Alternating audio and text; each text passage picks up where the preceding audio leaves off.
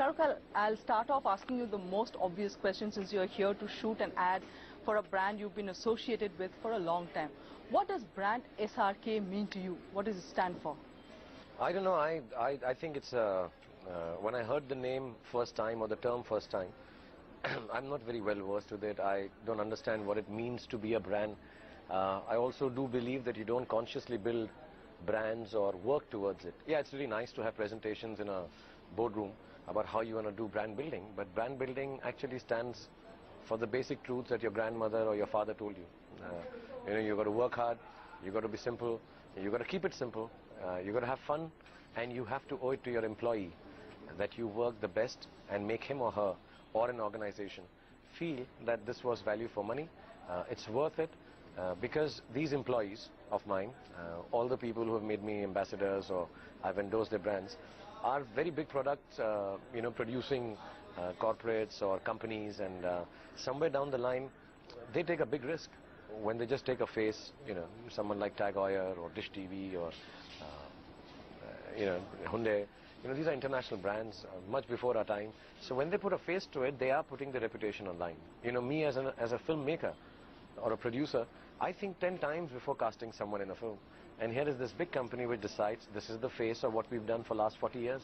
So you have to respect it, you have to give them value for money. And apart from all this, like I said, keep it simple. Shah Rukh, I'm going to take a cue from what you just said, and you said that, I don't understand brands very much, they belong to the boardroom.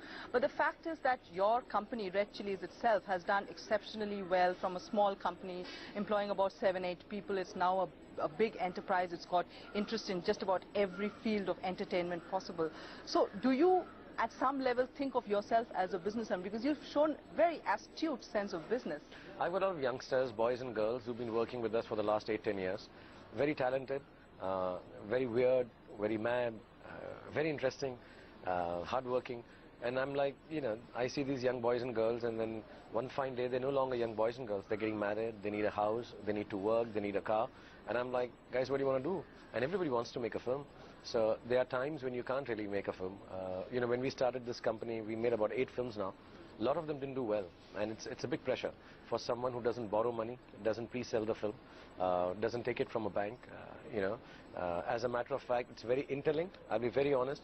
The endorsements I do allows me to make the films that I want to. There have been times when I fell short of money during Om Shanti Om, and I went to all my companies and I said, listen guys, I need 5-7 crore rupees to complete it. I don't want to sell the film.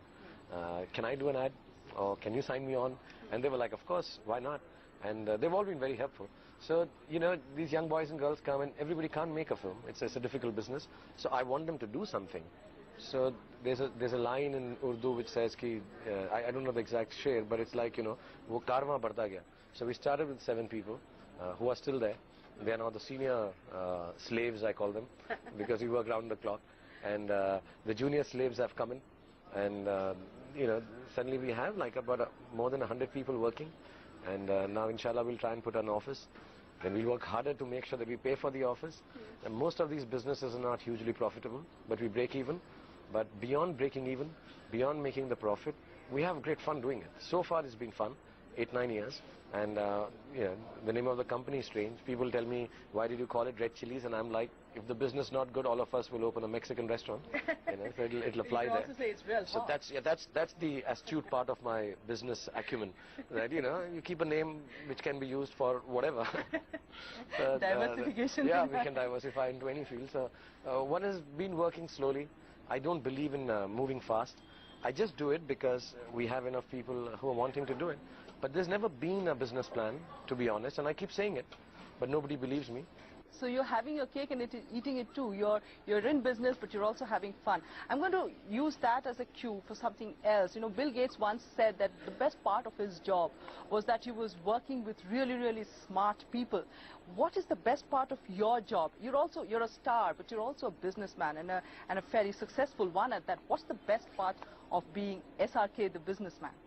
I would like to be someone at this stage of my career that I can have belief in about 100 people and hope and pray that the talent takes them to heights that they one day turn around and say, Shah Rukh, you're not good enough for us to work with. So that's the best part of the business. I want all of them to turn around and say, you know what, it's really nice. And they're kind people. I know all of them are kind. But, you know, I would say, listen, you know, you guys are too big to work with me.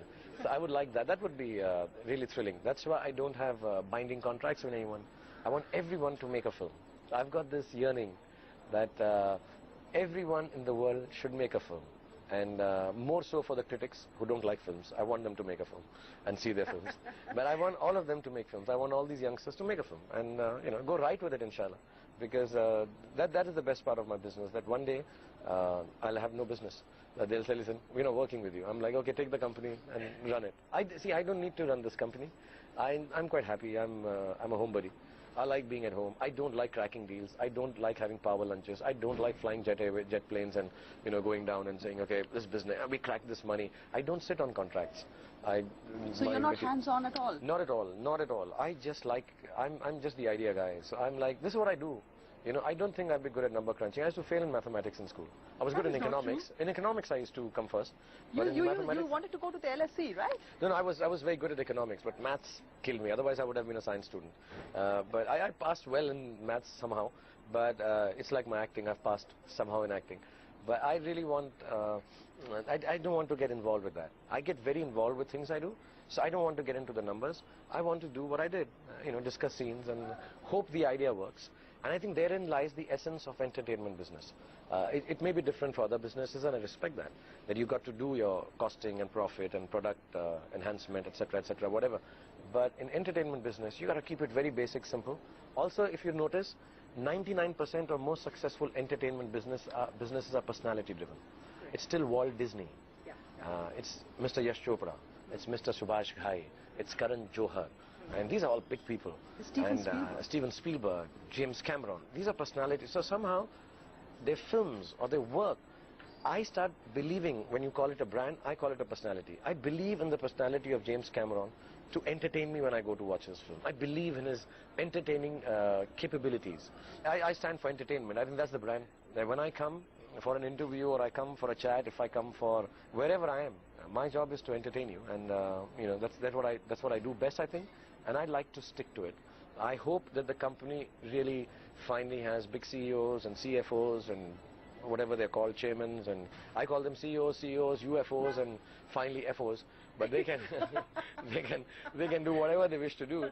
And I hope they give me a small room and say, you're the entertaining division. You just think of the ideas. So I'd like to do that.